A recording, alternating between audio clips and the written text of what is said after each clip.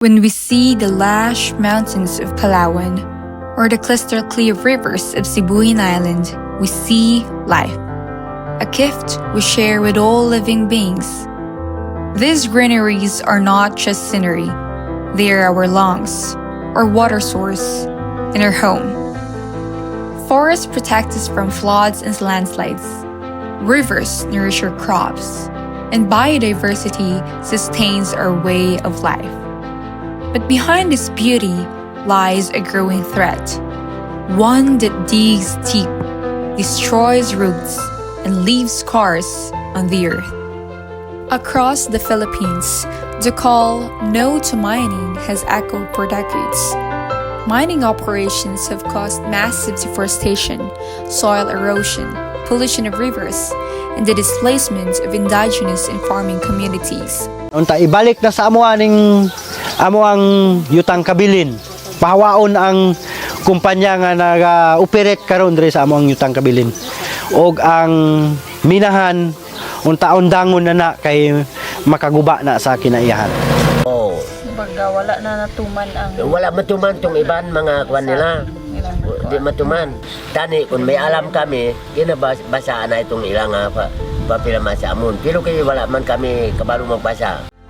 In Sibuyan Island, often called the Galapagos of Asia for its rare biodiversity, residents stood their ground against mining companies like Altai Philippines Mining Corporation. They knew that once the nickel and minerals are taken, what remains are polluted rivers, dead coral reefs, and communities left behind in poverty. The only way to get the minerals in this country is open pit, which is going to put at risk our people's lives, and don't do it. Because our people's lives are more important than the money you want to make. Okay? And mining is not a privilege. Mining is not a right, it's a privilege. And in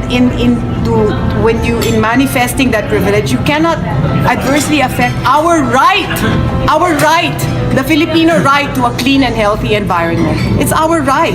That supersedes any amount of money that you want to make. If you can't find a way to make money that doesn't disadvantage our rivers and things, then don't do it. The root of this issue lies in economic inequality and corporate greed, where those in power exploit natural resources for profit, while local communities bear the cost. This is not just an environmental issue. It is a social one, a fight for justice, survival, and dignity. The No to Mining movement is a reformative and environmental social movement.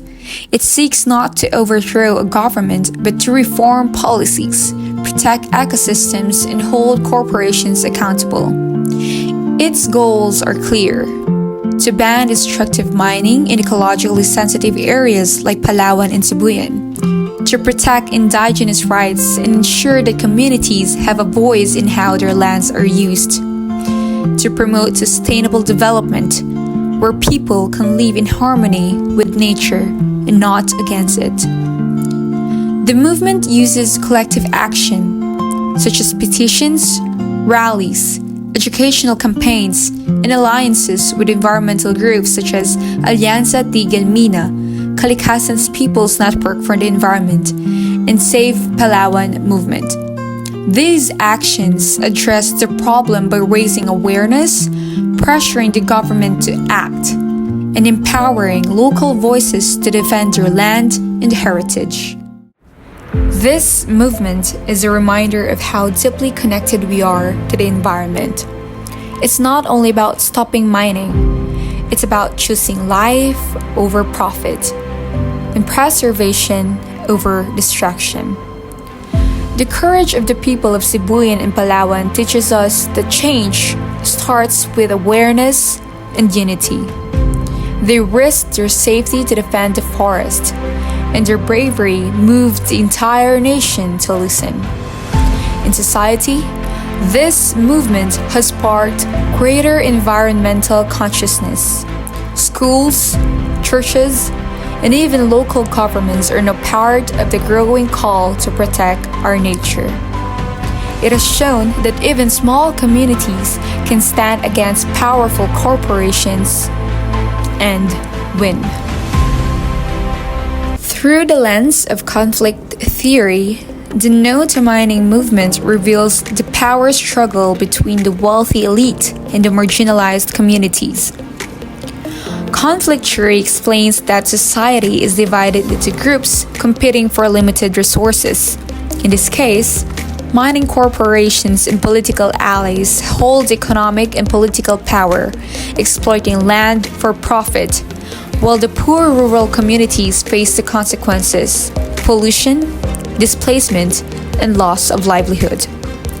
The movement challenges this inequality by demanding the natural wealth should serve the people and not a few. It exposes how environmental degradation is not accidental. It's a result of an unjust system that values profit over people and nature. Thus, the No to Mining movement becomes more than environmental activism. It is a fight for social justice, equality, and survival.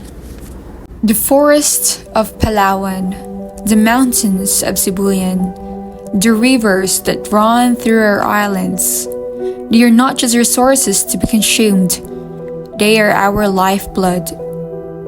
To say no to mining is to say yes to life.